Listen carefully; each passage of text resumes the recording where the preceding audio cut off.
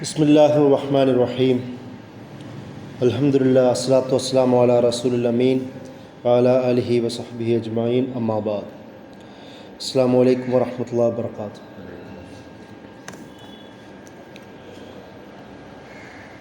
ഇസ്ലാമിൽ കുടുംബജീവിതത്തെക്കുറിച്ചിട്ടുള്ള ചർച്ചയാണ് നമ്മൾ നടത്തുന്നത്. ഇസ്ലാം അതിനെ ഒരു ദൈവികമായ നിർദ്ദേശത്തിൻ്റെ ഭാഗമായിട്ടാണ്, കൽപ്പനയുടെ ഭാഗമായിട്ടാണ് പഠിപ്പിക്കുന്നത്. നിരവധി ആയത്തുകളിലൂടെയും നബി സല്ലല്ലാഹു അലൈഹി വസല്ലമയുടെ കൽപ്പനകളിലൂടെയും നമുക്ക് കുടുംബവുമായി ബന്ധപ്പെട്ട അതിൻ്റെ സവിശേഷതകളും പ്രാധാന്യവും കാണാൻ കഴിയുന്നതാണ്. അല്ലാഹു സുബ്ഹാനഹു വ തആല സൂറത്തുൽ നിസായിലെ ആദ്യത്തെ ആയത്തിൽ തന്നെ, സൂറത്തുൽ നിസായിലെ സ്ത്രീകൾ എന്നുള്ള പേര് തന്നെയാണ് ആ ചാപ്റ്ററിന് തന്നെ കൊടുത്തിരിക്കുന്നത്. അതിലെ ആദ്യത്തെ ആയത്തിൽ തന്നെ അല്ലാഹു സുബ്ഹാനഹു വ തആല കുടുംബം എന്ന ഒരു പോയിന്റിലേക്ക് കേന്ദ്രീകരിക്കുന്നത് കാണാൻ കഴിയും. യാ അയ്യുഹന്നാസ് തഖൂ റബ്ബക്കുമുല്ലദീ ഖലഖക്കും മിൻ നഫ്സിൻ വാഹിദ. അല്ലയോ ജനങ്ങളെ, നിങ്ങളെ ഒരു നഫ്സിൽ നിന്നാണ് അല്ലാഹു സുബ്ഹാനഹു വ തആല സൃഷ്ടിച്ചിരിക്കുന്നത്. ആ റബ്ബിനോട് നിങ്ങൾ സൂക്ഷ്മത, ജാഗ്രത പുലർത്തുക. വഖലഖ മിൻഹാ സൗജഹാ വബസ്സ മിൻഹുമാ റിജാലൻ കസീറൻ വനിസാ. ആ ഇണകളിൽ നിന്ന് ധാരാളം ആണുങ്ങളെയും പെണ്ണുങ്ങളെയും അല്ലാഹു സുബ്ഹാനഹു വ തആല പടർത്തിയിട്ടുണ്ട്, ഒരുപാട് പെരുത്തിയിട്ടുണ്ട്. അതുകൊണ്ട് തന്നെ വത്തഖുല്ലാഹല്ലദീ തസാഅലൂന ബിൽ അർഹാം ബിഹി വൽ അർഹാം ഇന്നല്ലാഹ കാന അലൈക്കും റഖീബ. അതുകൊണ്ട് തന്നെ അല്ലാഹു സുബ്ഹാനഹു വ തആല പറയുന്ന ആ അർഹാം, ഈ ഗർഭപാത്രം എന്നുള്ള പദത്തിൽ നിന്നാണ് റഹ്മ എന്നുള്ള പദമുണ്ട്. അതിൽ നിന്നാണ് അതിൻ്റെ അർത്ഥം. മർഹമത്തും റഹ്മത്തും റഹ്മാനുമൊക്കെയും ആ പദവുമായി നല്ല ബന്ധമുണ്ട്. അതിൽ അല്ലാഹു സുബ്ഹാനഹു വ തആലയുടെ കാര്യത്തിൽ നിങ്ങൾ തഖ്വ പുലർത്തുക എന്നാണ് ആദ്യത്തെ നിസായിലെ ആയത്തിൽ പോലും അല്ലാഹു സുബ്ഹാനഹു വ തആല നമ്മെ പഠിപ്പിക്കുന്നത്. ഇതുപോലെ തന്നെ നിരവധി ആയത്തുകൾ നമുക്ക് കാണാം. പരിശുദ്ധ ഖുർആൻ എങ്ങനെയാണ് ഒരു കുടുംബജീവിതത്തെ പരിചയപ്പെടുത്തുന്നത്? നിരവധി പ്രധാനപ്പെട്ട ടെർമിനോളജികൾ ഈ പദത്തിന് വേണ്ടി തന്നെ ഉപയോഗിക്കുന്നത് കാണാൻ കഴിയും. അല്ലാഹു സുബ്ഹാനഹു വ തആല വിവാഹ ബന്ധത്തെ ഖുർആനിൽ നിയമപരമായി കൈകാര്യം ചെയ്യുന്ന പല ആയത്തുകളിലും അതിലധികവും വിവാഹവും കുടുംബവും ഭാര്യ-ഭർത്തൃ ബന്ധവും മക്കളുമായിട്ടുള്ള ബന്ധങ്ങൾ ഇതുമായി കേന്ദ്രീകരിച്ചിട്ടാണ്. നമുക്കറിയാം, തൊലാഖ്, നിക്കാഹ്, ഹുല് പോലുള്ള കാര്യങ്ങളും, അതുപോലെ തന്നെ തർബിയത്ത്, ബിറുൽ വാലിദൈനുള്ള കാര്യങ്ങളും, കുട്ടികളെ വളർത്തുന്ന കാര്യങ്ങളും, കുട്ടികളും മാതാപിതാക്കളും തമ്മിലുള്ള ഇടപാടുകളുടെ കാര്യങ്ങളിലും, കുട്ടികളോട് എങ്ങനെ പെരുമാറണം, മാതാപിതാക്കളോട് എങ്ങനെ പെരുമാറണം എന്ന് പറയുന്ന കാര്യങ്ങളിലും, അതുപോലെ തന്നെ യതീമുകളുമായി ബന്ധപ്പെട്ട, കുടുംബത്തിലെ യതീമുകളുമായി ബന്ധപ്പെട്ട കാര്യങ്ങൾ നിങ്ങൾ എങ്ങനെയാണ് സമീപിക്കണമെന്ന് പറയുന്ന കാര്യങ്ങളെല്ലാം കുടുംബവുമായി ബന്ധപ്പെട്ടതാണ്. കുടുംബത്തിൻ്റെ ഭദ്രത നിങ്ങൾ എങ്ങനെയാണ് നിലനിർത്തേണ്ടത് എന്ന് അല്ലാഹു സുബ്ഹാനഹു വ തആല ഈ ആയത്തുകളിലൂടെ നിയമമായി പഠിപ്പിച്ചു തന്ന ഒട്ടുമിക്ക ആയത്തുകളിലും സൂറത്തുകളിലും കുടുംബത്തെ കേന്ദ്രീകരിച്ചു കൊണ്ടാണ് വന്നിട്ടുള്ളതെന്ന് നമ്മൾ ആലോചിക്കേണ്ടതുണ്ട്. അതിൽ നിന്നാണ് ബാക്കിയുള്ള വിഷയങ്ങൾ പലതും ഉണ്ടാവുന്നത്. നമുക്കറിയാം, ഇൻഹെറിറ്റൻസ്, നമ്മളുടെ അനന്തരാവകാശ നിയമങ്ങൾ പോലും കുടുംബവുമായി ബന്ധപ്പെട്ടതാണ്. കടം കൊടുക്കുന്നതും സാമ്പത്തികമായ സഹായങ്ങൾ നിർവഹിക്കുന്നതുമെല്ലാം കുടുംബവുമായി ബന്ധപ്പെട്ട് തുടങ്ങി ബാക്കിയുള്ള ഭാഗങ്ങളിലേക്ക് വിശാലമാവുകയാണ്. അയൽക്കാരെ പോലും പരാമർശിക്കുമ്പോൾ പോലും തൊട്ടടുത്തുള്ള കുടുംബ ബന്ധമുള്ള അയൽക്കാർ, അതുപോലെ തന്നെ നബി സല്ലല്ലാഹു അലൈഹി വസല്ലം അയൽക്കാരെ പരാമർശിക്കുന്ന ചില സാഹചര്യങ്ങളിൽ ചില പണ്ഡിതന്മാർ, സഹാബികൾ പറയുന്നുണ്ട്, അയൽക്കാരെ പോലും നബി സല്ലല്ലാഹു അലൈഹി വസല്ലം ചിലപ്പോൾ അനന്തരാവകാശത്തിൽ പെടുത്തി കളഞ്ഞേക്കുമോ എന്ന് പോലും തോന്നലുണ്ടായിരുന്നു. കാരണം അനന്തരാവകാശം കുടുംബക്കാർക്കുള്ളതാണ്. അങ്ങനെ കുടുംബവുമായി ബന്ധപ്പെട്ടതാണ് ഏറെക്കുറെ ആയത്തുകളും നമുക്ക് ഖുർആനിൽ കാണുവാൻ കഴിയുന്നത്. അതുകൊണ്ട് തന്നെ അത്രത്തോളം പ്രാധാന്യം ഇസ്ലാമിൽ കുടുംബത്തിന് നൽകുന്നുണ്ട്. അതുകൊണ്ട് തന്നെയാണ് അല്ലാഹു സുബ്ഹാനഹു വ തആല കുടുംബം തുടങ്ങുന്നത് വിവാഹത്തിലൂടെയാണ്. ആ വിവാഹത്തിൻ്റെ ചർച്ച തന്നെയാണ് പരിശുദ്ധ ഖുർആനിൽ ആദ്യത്തെ ചർച്ച പോലെ. ആദം നബി അലൈഹി ഇസ്ലാമിൻ്റെയും ഹവ്വാ ബീവിയുടെയും ചരിത്രം തന്നെ തുടങ്ങുന്നത് സൂറത്തുൽ ബഖറയിൽ. നമ്മൾ ഉൽപ്പത്തി എന്ന് പറയുന്ന ആ ഒരു ജനസിസ് എന്ന് പറയുന്ന ചർച്ച പോലും ഖുർആൻ തുടങ്ങുന്ന ഒരു ഇണതുണയുടെ ചർച്ചയിലൂടെയാണ്. അവർ തമ്മിലുള്ള സ്നേഹത്തിലൂടെയാണ്. അവരും ഇബ്ലീസുമായിട്ടുള്ള ബന്ധവും അതിൻ്റെ അള്ളാഹുവിൻ്റെ പരീക്ഷണവുമായി ബന്ധപ്പെട്ടതാണ്. അവിടെ തന്നെയും അള്ളാഹുവിൻ്റെ കൽപ്പനയുടെ ഭാഗമായിട്ടാണ് ആ ഇണകൾ തന്നെ ഉണ്ടാവുന്നത്. അതുകൊണ്ടാണ് ഇസ്ലാമിൻ്റെ കാഴ്ചപ്പാടിൽ വിവാഹബന്ധം അല്ലെങ്കിൽ കുടുംബബന്ധം പറയുന്ന ഒരു ദൈവികമായ കൽപ്പനയുടെ ഭാഗമായിട്ടാണ് ഇന്ന് പറയുന്നത്. അതുകൊണ്ട് തന്നെയാണ് അല്ലാഹു സുബ്ഹാനഹു വ തആല വിവാഹബന്ധത്തെ മീസാഖുൻ ഖലീദ് എന്ന് പരിചയപ്പെടുത്തുന്നത്. സൂറത്തുൽ നിസായിലെ 129 ആയത്തിൽ അല്ലാഹു സുബ്ഹാനഹു വ തആല സ്ത്രീകളുമായി ബന്ധപ്പെട്ട കാര്യങ്ങൾ, ഭാര്യമാരുമായി ബന്ധപ്പെട്ട കാര്യങ്ങൾ പറയുമ്പോൾ അവരോട് മാന്യമായി വർത്തിക്കണം. കാരണം നിങ്ങൾ അവരിൽ നിന്ന് മീസാഖുൻ ഖലീദ്, വളരെ ആഴമേറിയ ദൃഢമായ കരാർ വാങ്ങിയിരിക്കുകയാണല്ലോ എന്ന് അല്ലാഹു സുബ്ഹാനഹു വ തആല നമ്മളോട് ഉണർത്തുന്നുണ്ട്. അപ്പം വിവാഹബന്ധത്തെ ദൃഢമായ ഒരു കരാറുമായിട്ടാണ് ബന്ധിപ്പിക്കുന്നത്, ഒരു കോൺട്രാക്റ്റാണത്. ആ തരത്തിലാണ് അല്ലാഹു സുബ്ഹാനഹു വ തആല വിവാഹത്തെ തന്നെ ആദ്യമായി തന്നെ പരിചയപ്പെടുത്തുന്ന ഒരു പദപ്രയോഗം മീസാഖുൻ ഖലീദ്. അതിനുശേഷം സൂറത്ത് റൂമിൽ ഈ ഭാര്യ ഭർത്ത ബന്ധം എങ്ങനെ നിലനിർത്തേണ്ടതുണ്ട് എന്ന് അല്ലാഹു സുബ്ഹാനഹു വ തആല നമ്മെ പഠിപ്പിക്കുന്നുണ്ട്. അതിന് അല്ലാഹു സുബ്ഹാനഹു വ തആല തന്നെ പറയുന്നത് അള്ളാഹുവിൻ്റെ ആയത്തുകളിൽ പെട്ടതാണ്, അള്ളാഹുവിൻ്റെ ദൃഷ്ടാന്തങ്ങളിൽ പെട്ടതാണ്. നിങ്ങൾക്കിടയിൽ തസ്കുനു ഇലൈഹ, നിങ്ങളെ നാം ഇണകളായി സൃഷ്ടിച്ചത് അള്ളാഹുവിൻ്റെ ആയത്തിൽപ്പെട്ടതാണ്. ആ ഇണകളായി സൃഷ്ടിച്ച് നിങ്ങളെ എന്തിനാണ് ഇണകളായി സൃഷ്ടിച്ചത്? പരസ്പരം സമാധാനം ലഭിക്കുവാൻ വേണ്ടിയിട്ടാണ്. അറബിയിൽ വീടിന് മസ്കൻ എന്നാണ് പറയുക, സുക്കൂൻ ലഭിക്കുന്ന ഇടം, സമാധാനം ലഭിക്കുന്ന ഇടം. അതായത് വിവാഹം, കുടുംബം എന്നത് സമാധാനം നിറഞ്ഞ ഇടമാവണം എന്നാണ് ആ ആയത്തുകൊണ്ട് അർത്ഥമാക്കുന്നത്. സമാധാനമില്ലാത്ത, ശാന്തിയില്ലാത്ത ഒരു വീട് എങ്ങനെയാവുമെന്ന് നമുക്ക് നന്നായി വ്യക്തമായി അറിയുന്ന കാര്യമാണ്. അതുകൊണ്ടാണ് അല്ലാഹു സുബ്ഹാനഹു വ തആല സമാധാനം നിറഞ്ഞു നിൽക്കുന്ന ഇണകളുള്ളത് അള്ളാഹുവിൻ്റെ ആയത്തുകളിൽ പെട്ടതാണെന്ന് അല്ലാഹു സുബ്ഹാനഹു വ തആല സൂറത്ത് റൂമിൽ നമ്മെ പഠിപ്പിക്കുന്നത്. എന്ന് മാത്രമല്ല, വജഅൽനാ ബൈനക്കും മവദ്ദത്തൻ വ റഹ്മ, സുക്കൂൻ മാത്രമല്ല വേണ്ടത്. ഞാൻ നേരത്തെ പറഞ്ഞ ഒന്ന് മീസാഖുൻ ഖലീദാണ്, മറ്റൊന്ന് സുക്കൂനാണ്. പിന്നെ പറഞ്ഞ അല്ലാഹു സുബ്ഹാനഹു വ തആല മവദ്ദത്തൻ, പ്രേമം, സ്നേഹം, അനുരാഗമാണ് രണ്ടു പേർക്കുമിടയിൽ വേണ്ടത്. വ റഹ്മ, പരസ്പരം കാരുണ്യം, കമ്പാഷനും സിമ്പതിയും ഒക്കെ നിറഞ്ഞു നിൽക്കുന്ന, കമ്പാഷൻ, അനുകമ്പയുള്ള ആ ബന്ധമാവണം നിലനിൽക്കുന്നത്. അതാണ് മറ്റൊരു പ്രധാനപ്പെട്ട പദപ്രയോഗം. നബി സല്ലല്ലാഹു അലൈഹി വസല്ലമയുടെ മുമ്പിൽ പല സഹാബികളും ഇങ്ങനെ കാര്യങ്ങളൊക്കെ ചർച്ച ചെയ്യുമ്പോൾ ഒരിക്കൽ ഒരു കുട്ടിയെ നബി സല്ലല്ലാഹു അലൈഹി വസല്ലമ ചുംബിക്കുന്നു. ഇത് കണ്ടൊരു സഹാബി പറഞ്ഞു, എനിക്ക് ഒരുപാട് മക്കളുണ്ട്, ഞാൻ ആരെയും ഇങ്ങനെ ചുംബിക്കാറില്ല, കുഞ്ഞുങ്ങളെ താലോലിക്കാറില്ല. അപ്പോൾ നബി സല്ലല്ലാഹു അലൈഹി വസല്ലമ പറഞ്ഞു, അതിന് ഹൃദയത്തിൽ കാരുണ്യം വേണം. ഇത് ഭാര്യ ഭർത്ത ബന്ധത്തെക്കുറിച്ച് മാത്രമല്ല, കരുണയില്ലാത്തവന് ജീവിതത്തിൽ എന്തുണ്ടാവുകയില്ല, ഒരു ഊഷരമായ നല്ലൊരു ജീവിതം ജീവിക്കാൻ കഴിയില്ല. സ്നേഹമില്ലാത്തവന് നല്ല കുടുംബജീവിതം ജീവിക്കാൻ കഴിയില്ല. പരുക്കനായ മനുഷ്യന് നല്ലൊരു കുടുംബജീവിതം മുന്നോട്ട് കൊണ്ടുപോകാൻ കഴിയില്ല. അതുകൊണ്ടാണ് അല്ലാഹു സുബ്ഹാനഹു വ തആല കുടുംബജീവിതത്തെ, വിവാഹബന്ധത്തെ പരിചയപ്പെടുന്ന സാഹചര്യത്തിൽ ആദ്യമായി തന്നെ പറയുന്നത് മവദ്ദത്തൻ വ റഹ്മ. പ്രേമം മാത്രമുണ്ടായാൽ പോരാ.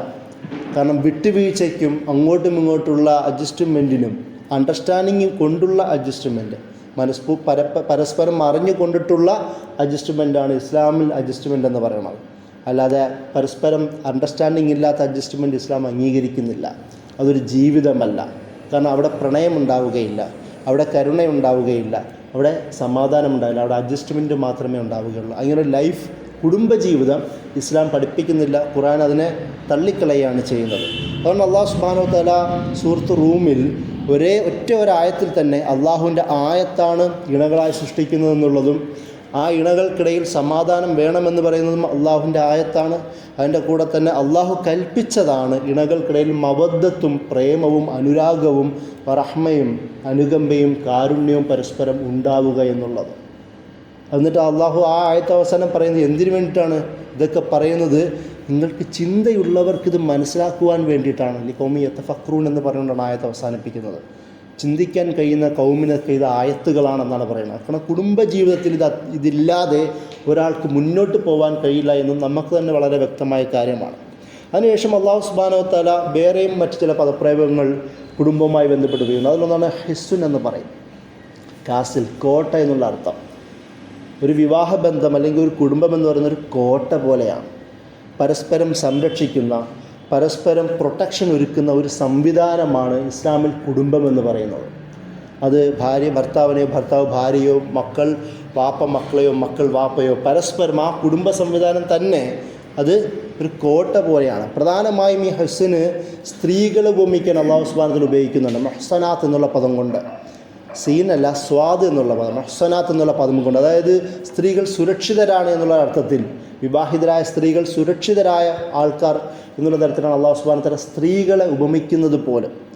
അതുകൊണ്ടാണ് കുടുംബത്തെ ഹിസ്ൻ എന്നുള്ള തരത്തിൽ അള്ളാഹു സുബ്ഹാനഹു വ തആല പരിചയപ്പെടുന്നത് നമുക്ക് കാണുവാൻ കഴിയും. നിരവധി സൂറ ബഖറ, മായിദ, അതുപോലെ തന്നെ സൂറത്തു നൂർ, അഹ്സാബ്, വിവിധ സൂറത്തുകളിൽ ഈ ഹിസ്ൻ ഉപയോഗിക്കുന്ന പദപ്രയോഗങ്ങൾ നമുക്ക് പല ഭാഗത്തായും നമുക്ക് കാണുവാൻ കഴിയും.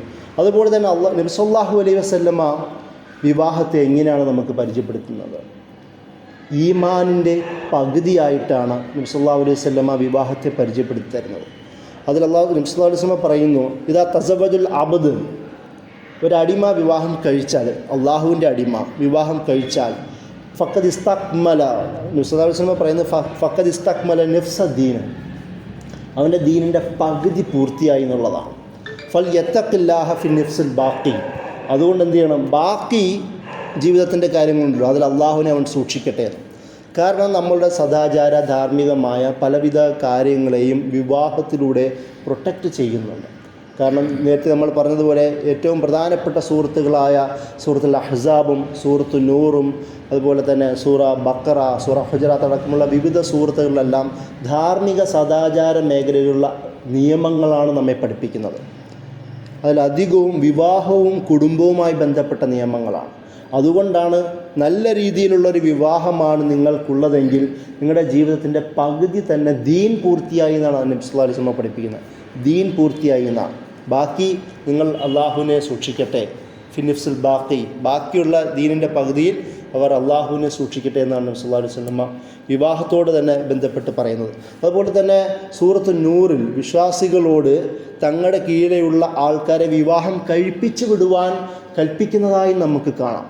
സാധാരണ നമ്മൾ പറയാറ് വിവാഹമെന്ന് പറയുന്നത് ഫർളല്ല, വിവാഹമെന്ന് പറയുന്നത് സുന്നത്ത് മുഅക്കദ, വളരെ പ്രബലമായ സുന്നത്താണ് എന്ന രീതിയിലാണ് പൊതുവേ നമ്മുടെ സമുദായങ്ങൾക്കിടയിൽ ചർച്ച ചെയ്യാറുള്ളത്. വിവാഹം കഴിച്ചില്ലെങ്കിലും കുഴപ്പമില്ല എന്നുള്ളത്. പക്ഷേ ഖുർആനിലൂടെ ഒന്ന് ഓടിച്ചു നോക്കുകയാണെങ്കിൽ, അല്ലെങ്കിൽ നബി സല്ലല്ലാഹു അലൈഹി വസല്ലമയുടെ കൽപ്പനയോട് പോവുകയാണെങ്കിൽ പരമാവധി വിവാഹം കഴിപ്പിക്കാനുള്ള പ്രോത്സാഹനങ്ങളാണ് നമുക്ക് കാണുവാൻ കഴിയുന്നത്.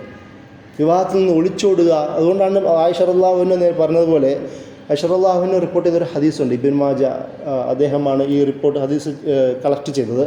അദ്ദേഹം പറയുന്നത്, ആയിഷ റളിയല്ലാഹു അൻഹ പറഞ്ഞു, അന്നിക്കാഹ് മിൻ സുന്നത്തി, വിവാഹം എന്ന് പറയുന്നത് എൻ്റെ സുന്നത്തിൽപ്പെട്ടതാണ്. നബി സല്ലല്ലാഹു അലൈഹി വസല്ലം പറയുന്നു, വിവാഹം എന്ന് പറയുന്നത് എൻ്റെ സുന്നത്തിൽപ്പെട്ടതാണ്. ഫമല്ലം യഅമൽ ബി സുന്നത്തി ഫലൈസ മിന്നി, എൻ്റെ സുന്നത്ത് പ്രകാരം ചെയ്യാത്തവൻ അവൻ എന്നിൽപ്പെട്ടവനല്ല. അതായത് കൗമിൽ നിന്ന് എക്സ്കമ്മ്യൂണിക്കേറ്റ് ചെയ്യുന്ന പരിപാടിയൊന്നും അല്ലെങ്കിലും പലപ്പോഴും നമുക്ക് ഒരുപാട് ഹദീസുകൾ കാണാം. വമൻ അഗശ്ശ ഫലൈസ മിന്നി, ചതിക്കുന്നവൻ എന്നിൽപ്പെട്ടവനല്ല എന്ന് വെച്ചാൽ എന്നിൽപ്പെട്ടവനാവാനുള്ള അർഹത അവനില്ല എന്നാണ് എൻ്റെ അർത്ഥം. അതായത് കമ്മ്യൂണിറ്റിയിൽ നിന്ന് നാട് കടത്തുന്ന, ബഹിഷ്കരിക്കുന്ന ഒരു രീതിയല്ല അതിൻ്റെ അർത്ഥം. പക്ഷെ അത് ഒരു മുസ്ലിം ആവാൻ, മുസ്ലിം കമ്മ്യൂണിറ്റി മെമ്പർ ആവാനുള്ള അർഹത ചതിക്കുന്നവനില്ല, വഞ്ചിക്കുന്നവനില്ല, പറഞ്ഞു പറ്റിക്കുന്നവനില്ല എന്നതുപോലെയാണ് നിക്കാഹ് എൻ്റെ സുന്നത്തിൽപ്പെട്ടവനാണ്. ഫമല്ലം യഅലം ബി സുന്നത്തി, സുന്നത്ത് പ്രകാരം ഇങ്ങനെ ചെയ്യാത്തവനോ അവൻ എന്നിൽപ്പെട്ടവനല്ല എന്ന് പറയാൻ കാരണം, ആ ഒരു മുസ്ലിം ആവുമ്പോൾ കമ്മ്യൂണിറ്റിയായിട്ട് ഫാമിലി ഓറിയൻറ്റഡായ ഒരാളെയാണ് ഇസ്ലാം പരിചയപ്പെടുത്തുന്നത് തന്നെ. അതിന് വേറിട്ടൊരു കണക്ഷൻ. അതുകൊണ്ടാണ് ഞാൻ നേരത്തെ ആദ്യം പറഞ്ഞതുപോലെ ഖുർആനിൽ ഒട്ടുമിക്ക ആയത്തുകളും നിയമങ്ങളും അത് അടക്കവും കുടുംബവുമായി ബന്ധപ്പെട്ടതാണ്. ആ ആയത്തുകൾ നമ്മളിൽ എഫക്റ്റ് ചെയ്യണമെങ്കിൽ നമുക്ക് സ്വന്തമായി കുടുംബം ആവശ്യമാണ്. അതുകൊണ്ടാണ് നബി സല്ലല്ലാഹു അലൈഹി വസല്ലമ തന്നെ പറഞ്ഞത്, വിവാഹം കഴിക്കാത്തവൻ എന്നിൽപ്പെട്ടവനല്ല. അതിൻ്റെ അർത്ഥം ഒരുപാട് പേർ വിവാഹം കഴിക്കാതെ ജീവിച്ചിട്ടുണ്ട്, ഇവരൊക്കെയും ഹറാമായ കാര്യം ചെയ്തു എന്നുള്ള അർത്ഥത്തിലല്ല. ഇത് വല്ലാത്തൊരു പ്രോത്സാഹനം നമുക്ക് പരിശുദ്ധ ഖുർആനിലൂടെ കാണുവാൻ കഴിയും. അതുപോലെ തന്നെ അല്ലാഹു സുബ്ഹാനഹു വ തആല പരിചയപ്പെടുത്തുന്ന മറ്റൊരായത്താണ് ഹുന്ന ലിബാസുല്ലക്കും അൻതുൽ ലിബാസുല്ലഹുന്ന. വിവാഹം ഭാര്യ ഭർത്ത ബന്ധം എന്ന് പറയുന്നൊരു വസ്ത്രം പോലെയാണ്. പരസ്പരം എൻ്റെ രഹസ്യങ്ങൾ, എൻ്റെ ഭാര്യയ്ക്ക് മാത്രം അറിയാവുന്ന എൻ്റെ രഹസ്യങ്ങളുണ്ട്, എനിക്ക് മാത്രം അറിയാവുന്ന അവളുടെ രഹസ്യങ്ങൾ അവർക്ക് മാത്രമേ അറിയാൻ പാടുള്ളൂ. കാരണം പരസ്പരം വസ്ത്രം പോലെ എൻ്റെ ശരീരത്തെ പ്രൊട്ടക്റ്റ് ചെയ്യുന്ന, എൻ്റെ അഭിമാനത്തെ പ്രൊട്ടക്റ്റ് ചെയ്യുന്ന വസ്ത്രം പോലെ ഇണതുണകളായി മാറണമെന്നാണ് അല്ലാഹു സുബ്ഹാനഹു വ തആല ഹുന്ന ലിബാസുല്ലക്കും വ അൻതും ലിബാസുല്ലഹുന്ന എന്നുള്ള ഒരാശയത്തിലൂടെ അല്ലാഹു സുബ്ഹാനഹു വ തആല നമ്മളോട് കൽപ്പിക്കുന്നത്. അതിൻ്റെ കൂടെ തന്നെ ഖുർആൻ ഉപയോഗിക്കുന്ന മറ്റൊരു പ്രധാനപ്പെട്ട പദമാണ് ഖുർറത്ത് അയുൻ. കൺകുളിർമയുണ്ടാവുക എന്നത്. നമ്മൾ അല്ലാഹു സുബ്ഹാനഹു വ തആല സൂറത്ത് ഫുർഖാൻ 74-ാമത്തെ ആയത്തിൽ ഈ പ്രാർത്ഥന നമ്മെ പഠിപ്പിക്കുന്നുണ്ട്. വിശ്വാസികൾ പ്രാർത്ഥിക്കുന്നുണ്ട്, റബ്ബന ഹബ്ലന മിൻ അസ്വാജിന വ ദുർരിയാതിന ഖുർറത അയുനിൻ വജഅൽനാ ലിൽ മുത്തഖീന ഇമാമ. യഥാർത്ഥത്തിൽ എന്താ അതിൻ്റെ അർത്ഥം? പടച്ചവനെ, വിശ്വാസികൾ പ്രാർത്ഥിക്കുന്നവരാണ്. അല്ലാഹു സുബ്ഹാനഹു വ തആല പറയാണ്, വിശ്വാസികളുടെ പ്രാർത്ഥന എന്ന് പറയുന്നത്, പടച്ചവനെ ഞങ്ങളുടെ ഇണകളിൽ നിന്നും ഞങ്ങളുടെ മക്കളിൽ നിന്നും ഞങ്ങൾക്ക് കൺകുളിർമ തരണമേ, ഞങ്ങളെ മുത്തക്കികളുടെ ഇമാമാക്കി മാറ്റണമേ എന്നാണ്. അതായത് കുടുംബ ബന്ധം പറഞ്ഞതിൻ്റെ കൂടെ തന്നെ അല്ലാഹു സുബ്ഹാനഹു വ തആല കണക്ട് ചെയ്യുന്നത് തഖ്വയാണ്. അതിൽ മുന്നേറുന്ന മനുഷ്യന്മാരാക്കി മാറ്റണമേ എന്നാണ്, മുത്തക്കികളുടെ ഇമാമാക്കി മാറ്റണമേ എന്ന്. ആ ഇമാമാക്കി മാറ്റണമേ എന്ന് പറയുന്നത് കുടുംബ ബന്ധം പറയുന്ന ഭാഗത്താണ്. നമ്മൾ പ്രത്യേകം ശ്രദ്ധിക്കേണ്ടതും കൂടെയാണ്. മാത്രമല്ല, കൺകുളിർമ എന്ന് പറയുന്നത് എപ്പോഴാണ്? എനിക്ക് എൻ്റെ ഭാര്യയിൽ നിന്ന്, അല്ലെങ്കിൽ ഒരു ഭാര്യയ്ക്ക് തൻ്റെ ഭർത്താവിൽ നിന്ന് കൺകുളിർമ കിട്ടേണ്ടത് വിവാഹത്തിൻ്റെ ആദ്യത്തെ 5-6 മാസങ്ങളിലല്ല. ജീവിത അവസാനം വരെയും കൺകുളിർമ പരസ്പരം പകർന്നു നൽകുക എന്നുള്ളതാണ്. അതായത് ഒരു ഏജ് കഴിഞ്ഞാൽ, മധ്യവയസ്സോ ഒരു 50-60 വയസ്സ് കഴിഞ്ഞാൽ ഇനി ഭാര്യയിൽ നിന്നും ഭർത്താവിൽ നിന്നും പരസ്പരം സ്നേഹം പ്രതീക്ഷിക്കേണ്ടതില്ല എന്ന് കരുതുന്ന, പ്രത്യേകിച്ച് ആദ്യകാലങ്ങളിൽ കാണിച്ച ആദരവുമായ സ്നേഹപ്രകടനങ്ങളൊന്നുമില്ലാതെ ജീവിക്കുന്ന ഒരുപാട് പേർ നമ്മുടെ കോമിൽ തന്നെ ഉണ്ടാവാം. നമ്മുടെ കുടുംബങ്ങളിലേക്ക് നോക്കുകയാണെങ്കിൽ അത് തന്നെ കാണാം. വ്യത്യസ്ത റൂമുകളിൽ മാറി താമസിക്കുന്ന, വ്യത്യസ്ത റൂമുകളിൽ ഒരു വയസ്സ് കഴിഞ്ഞാൽ വ്യത്യസ്ത റൂമുകളിലേക്ക് മാറി താമസിക്കുന്ന, അല്ലെങ്കിൽ ഭാര്യയെ മക്കളുടെ അടുത്തേക്ക് പറഞ്ഞു വിടും, അല്ലെങ്കിൽ വാപ്പ വേറെ വീട്ടിലായിരിക്കും താമസിക്കുക. ഒരു ഇടപാടുകളും പരസ്പരം ഇല്ലാത്ത, അതിന് വേണ്ടിയിട്ടല്ല ഖുർറത അയ്ൻ എന്ന് പറയുന്ന പ്രാർത്ഥന അല്ലാഹു സുബ്ഹാനഹു വ തആല ബാക്കി വെച്ചിരിക്കുന്നത്. ജീവിത അവസാനം വരെയുള്ള മീസാഖുൻ ഖലീലാണ്. അത് ജീവിത അവസാനം വരെ പുലർത്താനും കൂടെ വേണ്ടിയിട്ടാണ്. എൻ്റെ ഭാര്യ, എൻ്റെ ഭർത്താവിൽ നിന്ന് ഞാൻ കൺകുളിർമ പ്രതീക്ഷിക്കുന്നുണ്ട്, തിരിച്ചല്ല. അതായത് വൺ സൈഡ് അല്ല ഈ കൺകുളിർമ എന്ന് പറയണത്. എനിക്ക് വേണ്ടി എപ്പോഴും എൻ്റെ ഇണ അണിഞ്ഞൊരുങ്ങി നിൽക്കണം, തയ്യാറായി നിൽക്കണം എന്നതല്ല. മറ്റേയാളും എനിക്ക് വേണ്ടിയും തയ്യാറാവണം എന്നതാണ് ആ പ്രാർത്ഥനയിലൂടെ അല്ലാഹു സുബ്ഹാനഹു വ തആല നമ്മെ പഠിപ്പിക്കുന്നത്. പരസ്പരമുള്ള കൺകുളിർമയെക്കുറിച്ചിട്ടാണ് പഠിപ്പിക്കുന്നത്. അതിൽ അള്ളാഹുവിനെ സൂക്ഷിക്കാനാണ് പറയണത്. ഏത് അവകാശങ്ങളും അർഹതയും ഉത്തരവാദിത്വവും വൺ സൈഡ് അല്ല എന്നതാണ് അല്ലാഹു സുബ്ഹാനഹു വജഅൽനാ ലിൽ മുത്തഖീന ഇമാമ എന്ന പദത്തിലൂടെ, എന്ന ആയത്തിലൂടെ അല്ലാഹു സുബ്ഹാനഹു നമ്മെ പഠിപ്പിക്കുന്നു. കുടുംബ ബന്ധം എത്രത്തോളം ആർദ്രവമാവാൻ, സ്നേഹം നിറഞ്ഞു നിൽക്കാനാണ് ഈ ആയത്ത് പഠിപ്പിക്കുന്നതെന്ന് നമ്മൾ ആലോചിക്കേണ്ടതുണ്ട്. അതിൻ്റെ കൂടെ അല്ലാഹു സുബ്ഹാനഹു വ തആല ഇതുമായി ബന്ധപ്പെട്ട ഒരുപാട് ആയത്തുകൾ ഉത്തരവാദിത്തങ്ങളെക്കുറിച്ചിട്ടാണ്. നമ്മളെപ്പോഴും നമ്മുടെ കൂടെയുള്ള പാർട്ട്ണറിൻ്റെ ഉത്തരവാദിത്തമാണ്, എന്നോടുള്ള ഉത്തരവാദിത്തമാണ് നമ്മൾ ഉണർത്തുക. പക്ഷെ അവർക്കുള്ള അവകാശം നമ്മൾ ഉണർത്താറുണ്ടോ? അതും കൂടി നമ്മുടെ ചിന്തയിലുണ്ടാവേണ്ട ഒരു വിഷയമാണ്. അതായത് നിനക്ക് ഇന്ന അവകാശങ്ങളുണ്ടെന്ന് നമ്മൾ അവരോട് ഷെയർ ചെയ്യാറുണ്ടോ? നിൻ്റെ ഉത്തരവാദിത്തങ്ങൾ ഇതാണെന്ന് പറയുന്നതിനേക്കാളും അപ്പുറം നിൻ്റെ അവകാശങ്ങളും കൂടി ഉണ്ട് എന്ന് പറയുന്ന ഒരു ചിന്ത, ആ ഒരു ചർച്ച ഷെയർ ചെയ്യാറുണ്ടോ? അല്ലാഹു സുബ്ഹാനഹു വ തആല മുലകുടിയുമായി ബന്ധപ്പെട്ട് പറയുന്ന ഭാഗത്ത് വേണമെങ്കിൽ പാല് കൊടുക്കുന്നെങ്കിൽ ഭർത്താവിൽ നിന്ന് സാലറിയും കൂടെ വാങ്ങാം എന്ന് പറയുന്ന തരത്തിലുള്ള ആയത്തുകൾ നമുക്ക് ഖുർആനിൽ കാണാം. സൂറ ബഖറ ഭാഗങ്ങളിലൊക്കെ അത് വിശദീകരിക്കുന്നുണ്ട്. മുല കൊടുക്കുന്നതിന് ഭർത്താവിൽ നിന്ന് സ്റ്റെപ്പൻ്റ് പോലുള്ള സംഭവങ്ങൾ വാങ്ങുന്നതിനെക്കുറിച്ചുള്ള ചർച്ചകൾ പോലും കാണാം. അവിടെ പരസ്പരം ഈ ഷൂറ നടത്തണമെന്ന് പോലും ചർച്ചകളുണ്ട്. ഇത് അവകാശങ്ങളെക്കുറിച്ച് രണ്ടുപേരും പരസ്പരം ബോധിപ്പിക്കേണ്ടവരാണ്. നമ്മൾ സൂറത്തുൽ അസ്ർ പഠിക്കാറുണ്ട്. സൂറത്തുൽ അസ്റിൽ വതവാസോബുൽ ഹഖ് വതവാസോബുൽ സബ്ർ എന്ന് വിശ്വാസികളുടെ ഗുണമായി അല്ലാഹു സുബ്ഹാനഹു വ തആല വിശദീകരിക്കുന്നുണ്ട്. ആദ്യം ഉണ്ടാവേണ്ടത് കുടുംബത്തിൽ നിന്നാണ്. അവിടെയാണ് പരസ്പരമുള്ള ഹക്കിനെ കുറിച്ചിട്ടുള്ള പരസ്പര ഉപദേശങ്ങളും നിർദ്ദേശങ്ങളും പരാമർശങ്ങളും ഉണ്ടാവേണ്ടത്. അവിടെയാണ് കുടുംബത്തിലാണ് ആദ്യം സത്യത്തെക്കുറിച്ചിട്ടുള്ള പരസ്പരമുള്ള ഉപദേശങ്ങളും നിർദ്ദേശങ്ങളും ഉണ്ടാവേണ്ടത്. ആ സത്യവും ഒക്കെയും അവകാശവും ഉത്തരവാദിത്വവും ഒക്കെ പറയുമ്പോൾ അവിടെ നമ്മൾ സ്വബറും കൂടി പാലിക്കണമെന്നാണ് സൂറത്തുൽ അസ്ർ നമ്മെ പഠിപ്പിക്കുന്നത്. ഈ സ്വബറില്ലാത്ത, ക്ഷമയില്ലാത്ത, സഹനമില്ലാത്ത ഒരു കുടുംബജീവിതം എത്രത്തോളം ഉപദ്രവകരമായി മാറുമെന്ന് നമുക്ക് പ്രത്യേകം വിശദീകരിച്ച് പറയേണ്ട ആവശ്യമില്ല. അതുകൊണ്ടാണ് അല്ലാഹു സുബ്ഹാനഹു വ തആല വിശ്വാസികളുടെ കാര്യത്തിൽ ഇവിടെ ഹക്കും വേണം, അവകാശവും ഉത്തരവാദിത്വവും സത്യത്തെക്കുറിച്ചുള്ള വർത്തമാനങ്ങൾ പരസ്പരം പറയണം, അതിൻ്റെ കൂടെ സ്വബറും കൂടി വേണമെന്ന് സൂറത്തുൽ അസ്റിൽ അല്ലാഹു സുബ്ഹാനഹു വ തആല നമ്മെ പഠിപ്പിക്കുന്നത്. ഇത് പറയുന്ന ഭാഗത്താണ് പിന്നീട് നമ്മൾ നേരത്തെ പറഞ്ഞതുപോലെ മീറാസുമായി ബന്ധപ്പെട്ട, അനന്തരാവകാശങ്ങളുമായി ബന്ധപ്പെട്ട ചർച്ചകൾ പറയുന്നത്. അതിൽ പ്രത്യേകം എടുത്ത് പറയുന്ന ആയത്താണ് സൂറത്ത് യതീമുകളെക്കുറിച്ചുള്ള ചർച്ച. യതീമുകളെക്കുറിച്ച് അധികവും ഖുർആൻ പറയുന്നതും അത് കുടുംബത്തിലെ യതീമുകളെക്കുറിച്ചിട്ടാണ്. ഒരു കുടുംബമായി ജീവിക്കാൻ അവകാശം നിഷേധിക്കപ്പെട്ടു പോയ ഒരുപാട് ആൾക്കാർ നമ്മുടെ മുമ്പിലുണ്ടായിരിക്കെ ആ കുഞ്ഞിൻ്റെ മുമ്പിൽ വെച്ചിട്ട് സ്വന്തം കുഞ്ഞിനെ താലോലിക്കുന്നത് ഹറാമാക്കിയ ആളാണ് നബി സല്ലല്ലാഹു അലൈഹി വസല്ലം.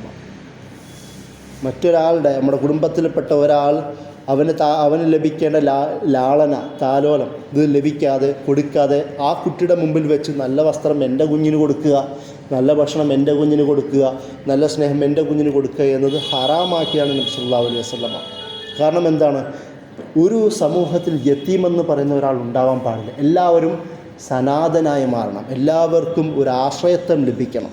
കാരണം കുടുംബം എന്ന് പറയുന്നത് ഇസ്ലാമിൻ്റെ കൺസെപ്റ്റിൽ ഒരാശ്രയമാണ്. ഇസ്ലാം മനുഷ്യനെക്കുറിച്ച് പഠിപ്പിക്കുന്നത് ഇൻഡിപെൻഡൻ്റ് ആണ് എന്നല്ല, മനുഷ്യൻ ഡിപ്പെൻഡ് ആണെന്നുള്ളതാണ്. കുടുംബത്തിൽ ഡിപ്പെൻഡാണ്. വാപ്പയോടും ഉമ്മയോടും പെങ്ങന്മാരോടും ആങ്ങളമാരോടും എല്ലാവരും പരസ്പരം ഡിപ്പെൻഡായ ഒരാൾ എന്ന നിലയിലാണ്, ആവണമെന്ന നിലയിലാണ് ഖുർആൻ പഠിപ്പിക്കുന്നത്. കാരണം സിലത്തുർ റഹ്മ, കുടുംബ ബന്ധം എന്ന് പറയുന്നത് ഇസ്ലാം വളരെ പ്രാധാന്യപൂർവ്വം എടുത്തു പറയുന്നതാണ്. കുടുംബബന്ധം മുറിക്കുന്നവൻ ഫാസിഖാണ് എന്ന് ഖുർആൻ പരിചയപ്പെടുന്നുണ്ട്. അധർമ്മിയാണ്, തെമ്മാടിയാണ് എന്ന് അല്ലാഹു സുബ്ഹാനഹു വ തആല പരിചയപ്പെടുന്ന ആയത്ത് കാണാം. ഒരുപാട് ഹദീസുകളും ഇതുമായി തന്നെ ബന്ധപ്പെട്ട വിശദീകരണങ്ങൾ നമുക്ക് കാണാം. കുടുംബബന്ധം മുറിക്കുന്നവൻ അവൻ ഫാസിഖാണെന്നുള്ളതാണ്. അവൻ ശക്തമായ ശിക്ഷ അല്ലാഹു സുബ്ഹാനഹു വ തആല വകവെച്ച് കൊടുക്കുന്നതായും ഖുർആൻ പലയിടത്ത് വിശദീകരിക്കുന്നത് കാണാം. അതുപോലെ തന്നെ സൂറത്ത് നൂറിൽ കുടുംബവുമായി ബന്ധപ്പെട്ട വേറെയും വളരെ മൈന്യൂട്ട് ലെവലിൽ ചർച്ച ചെയ്യുന്നത് കാണാം. ഒരു ഉമ്മയ്ക്കും വാപ്പയ്ക്കും മക്കൾ കൊടുക്കേണ്ട പ്രാധാന്യം, കുടുംബക്കാരാണെങ്കിൽ പോലും കയറി ചെല്ലുമ്പോൾ അനുവാദം ചോദിച്ച് ചെല്ലേണ്ട ഒരു ചർച്ച. സ്വന്തം കുടുംബക്കാരാണെങ്കിൽ പോലും മറ്റൊരാളുടെ വീട്ടിൽ അനുവാദം ചോദിച്ച് ചെല്ലണം. ചില സമയങ്ങളിൽ നിങ്ങൾ പ്രവേശിക്കാൻ പാടില്ല എന്ന് എണ്ണി സൂറത്ത് നൂറിൽ പറയുന്നുണ്ട്. അതായത് ഫജറിന് മുമ്പുള്ള ടൈമും ഇശയ്ക്ക് ശേഷമുള്ള ടൈമും ഉച്ചയുറക്കത്തിന് മുമ്പുള്ള ടൈമും ഇതൊക്കെയും ഒരുപക്ഷെ അവരുടെ സ്വകാര്യ നിമിഷങ്ങളാവാം. ഈ സമയത്തേക്ക് പോകുമ്പോൾ നിങ്ങൾ പോകാൻ പാടില്ല, അനുവാദം ചോദിക്കാത്ത അങ്ങോട്ട് കയറാൻ പാടില്ല. മക്കളോട് അല്ലാഹു സുബ്ഹാനഹു വ തആല സൂറത്തുൽ നിസായിൽ പറയുന്നുണ്ട്, മക്കൾ ഹിൽമ എത്തിക്കഴിഞ്ഞാൽ, വിവേകം എത്തിക്കഴിഞ്ഞാൽ അവരും മാതാപിതാക്കളിലേക്ക് ആ ഭാഗത്ത് പ്രവേശിക്കുമ്പോൾ അനുവാദം ചോദിക്കാതെ പ്രവേശിക്കാൻ പാടില്ല എന്ന് പറയുന്നുണ്ട്. ഇത് എന്തിനാണ് ഇങ്ങനെ വളരെ മൈന്യൂട്ടായിട്ട് പറയണത്? കാരണം കുടുംബം എന്ന് പറയുന്നത് സ്വകാര്യതയും കൂടിയുള്ള ഇടവും കൂടിയിട്ടാണ്. കുടുംബം എന്ന് പറയുന്നത് നേരത്തെ പോലെ ഹിസ്നാണ്, ഒരു കോട്ടയാണ്, എല്ലാവർക്കുമുള്ള കോട്ടയാണ്. മക്കളുടെ കാര്യത്തിലാണെങ്കിലും മാതാപിതാക്കളുടെ കാര്യത്തിലാണെങ്കിലും എല്ലാവർക്കുമുള്ള കോട്ടയും കൂടിയിട്ടാണ്.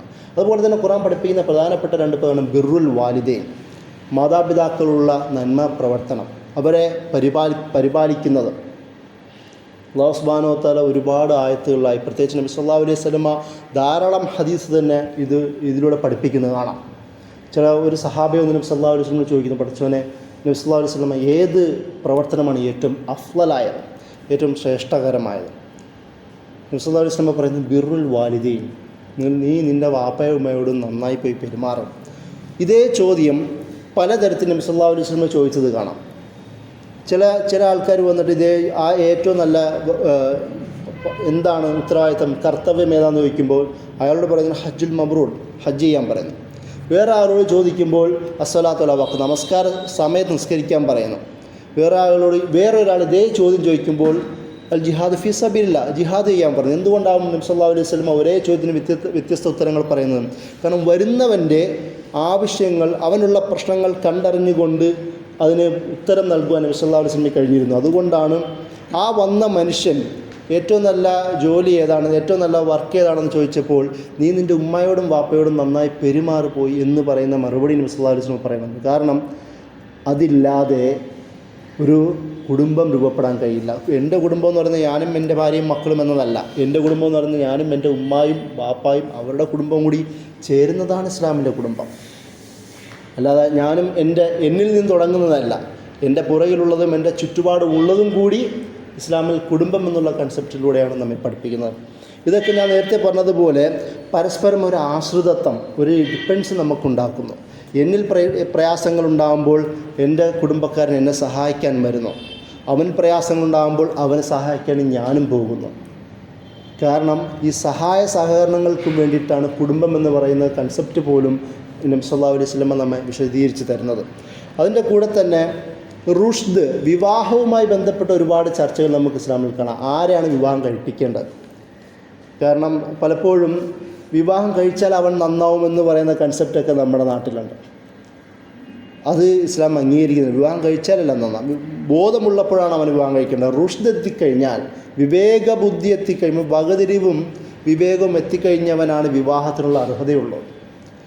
അല്ലാതെ ചില ആൾക്കാർ തെമ്മാടികൾ ഒന്ന് കെട്ടിച്ചുവിട്ടാൽ ശരിയാകുമെന്ന് പറയുന്ന ഒരു സാമൂഹിക ചിന്തയൊക്കെ നമ്മുടെ കൗമിൽ പ്രത്യേകിച്ചുണ്ട്. അത് ഇസ്ലാം അംഗീകരിക്കുന്നതല്ല. അതുകൊണ്ടാണ് വിവാഹത്തിന് പ്രത്യേക ഏജ് നിർണ്ണയിക്കാത്തത്. അത് ആർക്കാരും വനിസ്താമിൻകുമൽ ഫലിയത്ത് സൗവജ് കൈകാര്യം ചെയ്യാനുള്ള, കർത്തൃത്വത്തിനൊക്കെ ഏറ്റെടുക്കാനുള്ള കഴിവ്, വകതിരിവ് ഉണ്ടെങ്കിൽ അവർ വിവാഹം കഴിച്ചുകൊള്ളട്ടെ എന്നാണ് ഇസ്ലാം പഠിപ്പിക്കുന്നത്. അതുകൊണ്ടാണ് അവിടെ ഹിൽമ്, റുഷ്ദ്, ഈ ഭാഗത്ത് വകതിരിവിനുള്ള കഴിവ് എന്നൊക്കെ നബി സല്ലല്ലാഹു അലൈഹി വസല്ലം പഠിപ്പിക്കുന്നത്. അതുകൊണ്ടാണ് ഏജ് ഫിക്സ് ചെയ്യാത്തത്. വിവാഹത്തിന് അതിനുള്ള പ്രാപ്തി, ശാരീരികവും മാനസികവും ബാക്കിയുള്ള വിഷയങ്ങളിലുള്ള പ്രാപ്തി ഒരാൾക്ക് എത്തിക്കഴിഞ്ഞാൽ അയാളെ വിവാഹം കഴിപ്പിക്കണം എന്ന് തന്നെയാണ് നബി സല്ലല്ലാഹു അലൈഹി വസല്ലം പല ഹദീസുകളിലൂടെ നമ്മെ പഠിപ്പിക്കുന്നത്. അതുപോലെ തന്നെ സൂറ ബഖറയിൽ ആരാണ് ഏറ്റവും നല്ല പിതാവ് എന്ന് പരിചയപ്പെടുത്തുന്നുണ്ട്. സൂറ ബഖറയിൽ 127 ആയത്തിൽ അല്ലാഹു സുബ്ഹാനഹു വ തആല ഇബ്രാഹിം നബി അലൈഹി ഇസ്ലാമുമായി ബന്ധപ്പെട്ട ഒരു സംഭവം നമ്മെ പരിചയപ്പെടുത്തുന്നുണ്ട്. ഇബ്രാഹിം അലൈഹി ഇസ്ലാമും ഇസ്മായിൽ അലൈഹി ഇസ്ലാമും കൂടെ ചേർന്നുകൊണ്ട് കഅബയുടെ പുനരുദ്ധാരണം, കഅബ ഇങ്ങനെ കെട്ടിപ്പടുക്കുന്ന സാഹചര്യത്തിൽ ഒന്നിച്ചിരുന്നുള്ളൊരു പ്രാർത്ഥന, ആ ഒരു വേള അല്ലാഹു സുബ്ഹാനഹു വ തആല ഇങ്ങനെ ചിത്രീകരിച്ച് തരുന്നുണ്ട്. എന്തിനാണ് ആ പ്രാർത്ഥന നമ്മളെ കാണിച്ചു തരുന്നത്? കഅബ പണിഞ്ഞു എന്ന് പറഞ്ഞാൽ പോരായിരുന്നോ? പക്ഷേ വാപ്പയും മകനും ഒന്നിച്ചിരുന്ന് കഅബയുടെ പുനരുദ്ധാരണ വേളയിൽ, കഅബ പണിഞ്ഞുയർത്തുന്ന വേളയിൽ അല്ലാഹു സുബ്ഹാനഹു വ തആല പ്രാർത്ഥന പ്രത്യേകം നമ്മെ പഠിപ്പിക്കുന്നു. പറയുന്നത് വൈദ് യർഫഉ ഇബ്രാഹിമുൽ ഖവായിദ മിനൽ ബൈത്തി വ ഇസ്മായിൽ. ഇസ്മായിൽ അലൈഹി ഇസ്ലാമും ഇബ്രാഹിം അലൈഹി ഇസ്ലാമും രണ്ടുപേരോട് ചേർന്നിട്ട് ബൈത്തിങ്ങനെ കഅബ പടുത്തുയർത്തുന്ന നേരം അവർ പ്രാർത്ഥിക്കും, റബ്ബന തഖബ്ബൽ മിന്ന ഇന്നക അൻതസ് സമീഉൽ അലീം. പടച്ചവനെ ഞങ്ങളിൽ നിന്ന് നീ സ്വീകരിക്കണമേ. എന്തിനാണ് രണ്ടുപേരെയും റബ്ബന, രണ്ടുപേരും ഒരുമിച്ച് പ്രാർത്ഥിക്കുന്നതായിട്ടാണ് പഠിപ്പിച്ചത്. അതായത് കുടുംബത്തിൽ വാപ്പയും മക്കളും ഒരുപോലെ അള്ളാഹുവിലേക്ക് മടങ്ങേണ്ടവരാണ്, ഒരുപോലെ അള്ളാഹുവിൻ്റെ കാര്യത്തിൽ സൂക്ഷിക്കേണ്ടവരാണ്, ഒരുപോലെ പ്രാർത്ഥിക്കേണ്ടവരാണ്. വാപ്പയ്ക്ക് വേണ്ടി മക്കൾ പ്രാർത്ഥിച്ചാൽ ശരിയാവുകയില്ല. വാപ്പയ്ക്ക് വേണ്ടി വാപ്പയും പ്രാർത്ഥിക്കണം, വാപ്പയ്ക്ക് വേണ്ടി മക്കളും പ്രാർത്ഥിക്കണം, മക്കൾക്ക് വേണ്ടി വാപ്പയും പ്രാർത്ഥിക്കണം. അതുകൊണ്ടാണ് റബ്ബന ഹബലന മിൻ അസ്വാജിന വ ദുർരിയാത്തിന എന്ന് നേരത്തെ പറഞ്ഞ ഫുർഖാനിലായത്ത് നമ്മൾ പഠിപ്പിച്ചത്. എൻ്റെ ഇണകളിൽ നിന്നും മക്കളിൽ നിന്നും ആവുന്നത് വാപ്പയുടെയും മാതാപിതാക്കളുടെ പ്രാർത്ഥനയാണ്. അതുപോലെ തന്നെ മക്കളും വാപ്പയ്ക്ക് വേണ്ടി പ്രാർത്ഥിക്കണം. അതിന് ഏറ്റവും നല്ല മോഡലായി അല്ലാഹു സുബ്ഹാനഹു വ തആല പരിചയപ്പെടുത്തുന്നത് ഇബ്രാഹിം നബി അലൈഹി ഇസ്ലാമിനെ തന്നെയാണ്. ആ കഅബ പടുത്തുയർത്തുന്ന നേരം രണ്ടുപേരും ഒരുപോലെ പ്രാർത്ഥിക്കുന്നു. എന്നിട്ട് റബ്ബന വജഅൽനാ മുസ്ലിമൈനി ലക വമിൻ ദുർരിയത്തിന, ഞങ്ങളിൽ നിന്ന് സ്വീകരിക്കണമേ, ഞങ്ങളെ നല്ല മുസ്ലിങ്ങളാക്കി മാറ്റണമേ എന്നാണ് അടുത്ത പ്രാർത്ഥന. ഇസ്ലാമിൽ ഒരു കുടുംബം പ്രാർത്ഥിക്കേണ്ട പ്രാർത്ഥനയെക്കുറിച്ചാണ് ഇസ്ലാം പഠിപ്പിക്കുന്നത്, ഖുർആൻ പഠിപ്പിക്കുന്നത്. മുസ്ലിങ്ങളാക്കി മാറ്റണമെന്ന് ആരാണ് പ്രാർത്ഥിക്കുന്നത്? ഒരു റസൂലും മറ്റൊരു മകനായ മറ്റൊരു നബിയും കൂടാണ് ചേർന്ന് പ്രാർത്ഥിക്കുന്നത്, പഠിച്ചവനെ ഞങ്ങളെ നല്ല മുസ്ലിങ്ങളാക്കണമേ എന്ന്. മാത്രമല്ല, ഒരു മുസ്ലിമിൻ്റെ പ്രാർത്ഥന, ഒരു കുടുംബക്കാരൻ്റെ പ്രാർത്ഥന, എൻ്റെ കുടുംബത്തിലുള്ള എല്ലാവരെയും നീ നല്ലവരാക്കണമെന്നാണ്. അതുകൊണ്ടാണ് വമിൻ ദുർരിയത്തിന, എൻ്റെ കുടുംബക്കാർ, എൻ്റെ മക്കളിൽ നിന്നും ഞങ്ങളുടെ മക്കൾ പരമ്പരയിലുള്ളവരെയും പഠിച്ചവനെ നീ മുസ്ലിമാക്കി മാറ്റണമേ. ഇത് ഇസ്ലാം എന്നത് ഒരു അഭിമാനമായി സ്വീകരിക്കാൻ കുടുംബത്തിലുള്ളവന് കഴിയണമെന്നാണ് ഇബ്രാഹിം നബി അലൈഹി ഇസ്ലാമിൻ്റെ ഈ സംഭവത്തിലൂടെ അല്ലാഹു സുബ്ഹാനഹു വ തആല പഠിപ്പിക്കുന്നത്. നല്ല മുസ്ലിം ആക്കണമെന്നാണ് ഉണ്ടാവേണ്ട ആദ്യത്തെ പ്രാർത്ഥനയായി നമ്മെ പഠിപ്പിക്കുന്നത്. അതിനുശേഷം വ അരിന മനാസിക്കന വത്തുബു അലൈന ഇന്നക അൻത തവ്വാബുർ റഹീം, ഞങ്ങൾക്ക് വഴികൾ കാണിച്ചു തരണമേ, അതുപോലെ ഞങ്ങൾക്ക് നീ തൗബ തരണമേ. എന്ത് കാര്യത്തിലാണ് ഇബ്രാഹിം അലൈഹി ഇസ്ലാം തൗബ ചോദിക്കുന്നത്? ഒരു പ്രവാചകൻ എന്ന നിലയിൽ, ഒരു റസൂൽ എന്ന നിലയിൽ എന്ത് കുറ്റമാണ് അദ്ദേഹം ചെയ്തിട്ടുള്ളത്? എന്നിട്ട് പോലും തൗബയ്ക്ക് വേണ്ടി മകനോട് ചേർന്ന് പ്രാർത്ഥിക്കുന്ന നബിയായിട്ടാണ് ഇബ്രാഹിം നബി അലൈഹി ഇസ്ലാമിനെ ഖുർആൻ പരിചയപ്പെടുത്തി തരുന്നത്. അതുകൊണ്ട് തന്നെയാണ് നബി സല്ലല്ലാഹു അലൈഹി വസല്ലമ അദ്ദേഹത്തിൻ്റെ സ്വകാര്യ ജീവിതത്തിൽ പോലും ഏറ്റവും വലിയ മാതൃകയായി ഇബ്രാഹിം നബി അലൈഹി ഇസ്ലാമിനെ സ്വീകരിച്ചത്.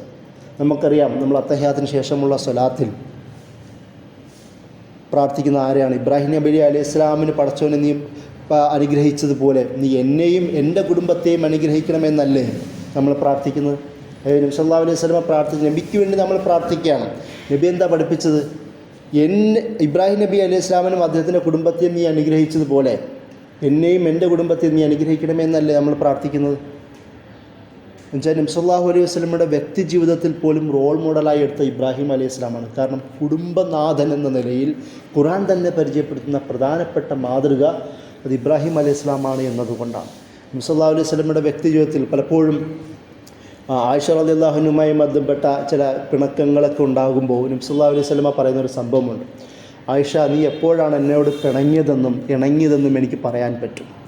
അപ്പോൾ ആയിഷ റളിയല്ലാഹു അൻഹ ചോദിക്കും, എങ്ങനെയാണ് നബിയെ? അപ്പോൾ നബി സല്ലല്ലാഹു അലൈഹി വസല്ലമ പറയും, നീ എന്നോട് ഇണങ്ങി നിൽക്കുന്ന നേരമാണെങ്കിൽ, പിണങ്ങി നിൽക്കുന്ന നേരത്താണെങ്കിൽ റബ്ബ് ഇബ്രാഹിം എന്നാണ് പറയുക. ഇബ്രാഹിമിൻ്റെ റബ്ബിനെ കൊണ്ടായിരിക്കും നീ സത്യം ചെയ്യുക.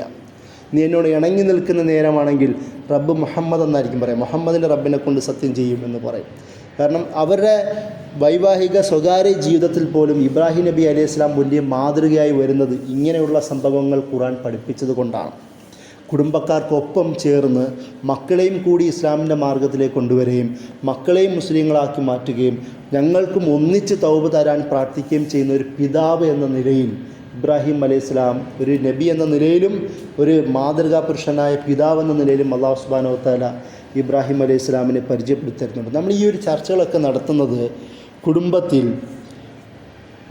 മുസ്ലിം സമൂഹത്തിൻ്റെ ഇടയിലും ഒരുപാട് പ്രശ്നങ്ങൾ പുതുതായി രൂപപ്പെടുന്നു. വിവാഹവുമായി താല്പര്യമില്ലാതിരിക്കുന്ന കുറേ ചെറുപ്പക്കാരുണ്ടാവുന്നു. വിവാഹത്തിൻ്റെ കൺസെപ്റ്റിനോട് തന്നെ എതിർ നിൽക്കുന്ന ഒരു സാഹചര്യം രൂപപ്പെടുന്നു. കലാലയങ്ങളിൽ നിന്നോ പുറത്തു നിന്നോ പോപ്പുലർ കൾച്ചറിൽ നിന്നോ പലവിധ വായനകളിൽ നിന്ന് പോലും ഇസ്ലാമിനോടും ഈ കുടുംബ വ്യവസ്ഥയോടും കൂട്ടുകുടുംബ വ്യവസ്ഥയോടും ഇസ്ലാം പഠിപ്പിക്കുന്ന ധാർമ്മിക സദാചാര മൂല്യങ്ങളോടുമെല്ലാം എതിര് നിൽക്കുന്ന ഒരു സാഹചര്യം രൂപപ്പെടുന്നുണ്ട്. അതുകൊണ്ട് തന്നെ ആ ഒരു സാഹചര്യത്തിലാണ് അല്ലാഹു സുബ്ഹാനഹു വ തആല കുടുംബവുമായി ബന്ധപ്പെട്ട ഈ ചിന്തകൾ നമ്മെ പഠിപ്പിക്കുന്നത്. ഈ ഒരു ബോധം നിലനിർത്തുകയാണെങ്കിൽ മാത്രമേ മാതൃകാപരമായ ഒരു കുടുംബജീവിതം ഉണ്ടാവുകയുള്ളൂ. അതിലൂടെ മാത്രമേ നല്ല മക്കളുടെ സാന്നിധ്യം ഉണ്ടാവുകയുള്ളൂ. നബി സല്ലല്ലാഹു അലൈഹി വസല്ലമ പറഞ്ഞല്ലോ, ഒരാൾ മരിച്ചു പോയാൽ ബാക്കിയാവുന്ന 2 കാര്യങ്ങൾ മാത്രമാണ്.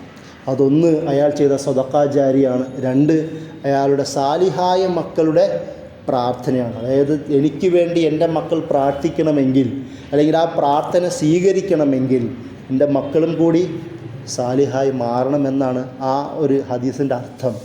മക്കൾ സാലിഹായാൽ മാത്രമേ പ്രാർത്ഥന സ്വീകരിക്കുള്ളൂ. അല്ലെങ്കിൽ ഖബറിനിടയിൽ നിന്ന് 2 പ്രാർത്ഥന നടത്തിയാൽ സ്വീകരിക്കണമെന്നില്ല.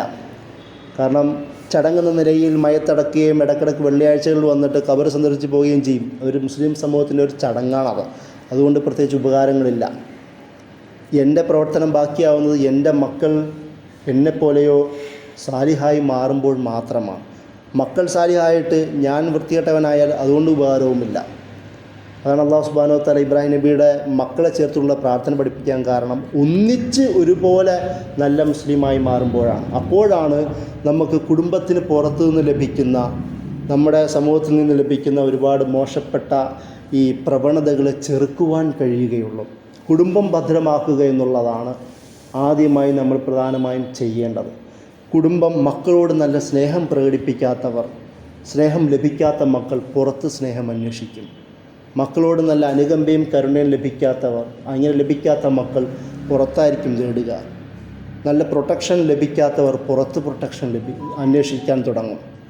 നല്ല ചിന്തകൾ സുതാര്യമായ ചർച്ചകൾ കുടുംബത്തിൽ ലഭിക്കാത്തവർ പുറത്തേക്ക് അന്വേഷിച്ച് നടക്കും. എന്നിട്ട് അവസാനം മക്കളെ പഴിച്ചിട്ട് കാര്യമില്ല. അപ്പം അതുകൊണ്ട് ഒരു കുടുംബനാഥർ എന്ന നിലയിൽ, ഒരു കുടുംബം കൊണ്ടു നടക്കുന്നതെന്ന നിലയിൽ, അല്ലെങ്കിൽ ഒരു യഥാർത്ഥ വിശ്വാസി എന്ന നിലയിൽ നമ്മുടെ പ്രധാനപ്പെട്ട ഒരു കർത്തവ്യമാണ് കുടുംബ വ്യവസ്ഥയുടെ സംരക്ഷണം എന്നുള്ളത്. അതുകൊണ്ടാണ് അല്ലാഹു സുബ്ഹാനഹു വ തആല നേരത്തെ പറഞ്ഞതുപോലെ കുടുംബത്തെ ഹിസ്ൻ, കോട്ട എന്ന നിലയിൽ തന്നെ അല്ലാഹു സുബ്ഹാനഹു വ തആല നമ്മെ പരിചയപ്പെടുത്തിയത്. ഈ ഒരു വികാരം നിലനിർത്തുകയും നമ്മൾ മുസ്ലിം സമൂഹം തന്നെ നിലവിൽ വിവിധ ലോകത്ത് നേരിടുന്ന സദാചാര ധാർമ്മികപരമായ വിഷയങ്ങളെ നേരിടണമെങ്കിൽ നമ്മൾ നമ്മുടെ കുടുംബത്തെയും നമ്മളുടെ ധാർമ്മിക മേഖലയും സദാചാര മേഖലയും പരിപൂർണമായി സംരക്ഷിച്ചാൽ മാത്രമേ കഴിയുകയുള്ളൂ എന്നാണ് പറഞ്ഞതിൻ്റെ ചുരുക്കം. വാഹൃദവാൻ അൽഹംദുലില്ലാഹി റബ്ബിൽ ആലമീൻ. അസ്സലാമു അലൈക്കും.